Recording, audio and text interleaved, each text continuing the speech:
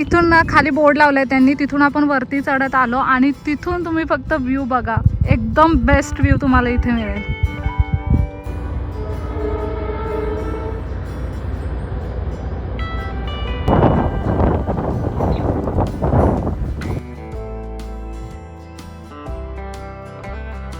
Hello friends, स्वागत आहे तुमचं पुन्हा एकदा बाईट्स विथ प्रणू चॅनलमध्ये. आणि आज आपण ना एका रॅन्डम अशा लोकेशनवरती निघालेलो आहोत. आज आपण ना मिसिंग लिंक व्ह्यू पॉईंट बघणार आहोत.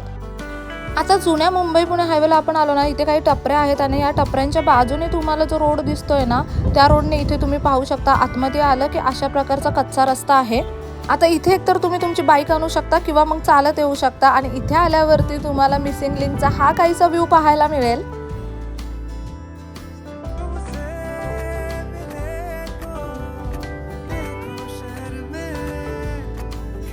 आता इतका कडाक्याचा उन्हाळा असून सुद्धा हा व्ह्यू इतका भारी दिसतोय ना मिसिंग लिंकचा. हाच व्ह्यू तुम्ही जर पावसात आलात ना तर पाहण्यासारखाच आहे.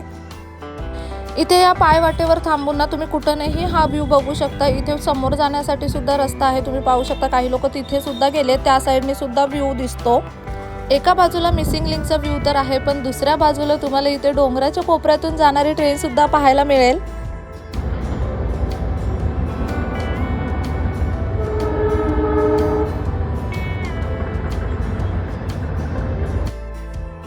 आता इथून आपण खंडाळा घाटातून थोडंसं पुढे गेलो ना की एक रस्ता जातो खोपोलीला आणि एक रस्ता ना ह्या गावामध्ये जातो.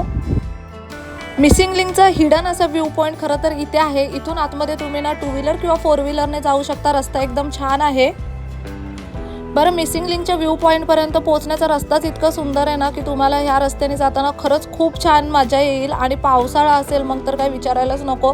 इथे ड्राईव्ह करण्यातच एक खरं सुख आहे. साधारणतः 8 ते 10 मिनिटांचं अंतर तुम्ही पार करून आलात ना की तुम्हाला इथे बऱ्याचशा गाड्या थांबलेल्या दिसतील, कारण इथे एक्सप्रेस वेचा व्ह्यू पॉईंट आहे. गाडी रस्त्याच्या बाजूला लावून इथे ना थोडंसं वॉक करावं लागतं. साधारणतः 4-5 मिनिटं चालल्यावरती ना आपण खूप सुंदर अशा व्ह्यू पॉईंटवरती पोहोचतो. आता हा सुद्धा पॉइंट एकदम भारी आहे बरं का. आणि इथे आपल्याला पाहायला मिळतोय हा एक्सप्रेस वे.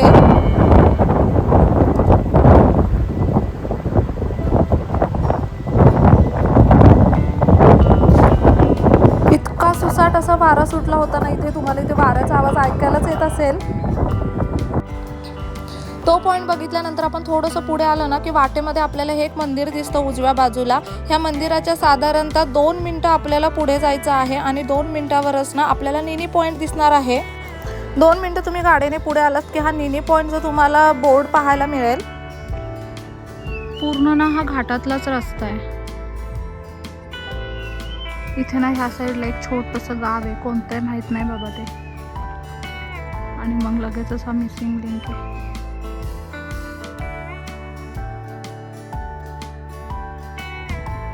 हा ना पूर्ण मिसिंग लिंकचा व्ह्यू आहे. मगाशी आपण त्या साईडने पाहिला नाही, आता आपण इथून बघतोय. आता मिसिंग लिंकचा अजून भारी व्ह्यू बघायचा असेल ना तर ह्या निनी पॉईंटच्या वरती जायचं. इथे वरती जाण्यासाठी त्यांनी थोडासा रस्ता दिलेला आहे. थोडंसं वरती जायला जागा, आपण वरती जाऊन वरून कसा व्ह्यू आहे ना ते पण बघू. अगदीच 2-3 मिनिटं इथं आपल्याला वरती चढून जावं लागतं, पण इथून दिसणारा व्ह्यू अगदीच कमालीचा आहे. उन्हाळ्यात जर हे इतकं सुंदर दिसू शकतं ना तर पावसाळ्यात तर हे किती सुंदर आणि मनमोहक वाटत असेल. त्याच्यामुळे मला पावसाळ्यात सुद्धा इथं नक्की परत यायचं आहे. हा वाला व्ह्यू आहे ना सगळ्यात बेस्ट आहे, सगळ्यात बेस्ट. इथून अगदी टॉपवरून आपण मिसिंग लिंकचा व्ह्यू एन्जॉय करू शकतो. अगदी जवळून आपल्याला मिसिंग लिंक इथे पाहायला मिळतो.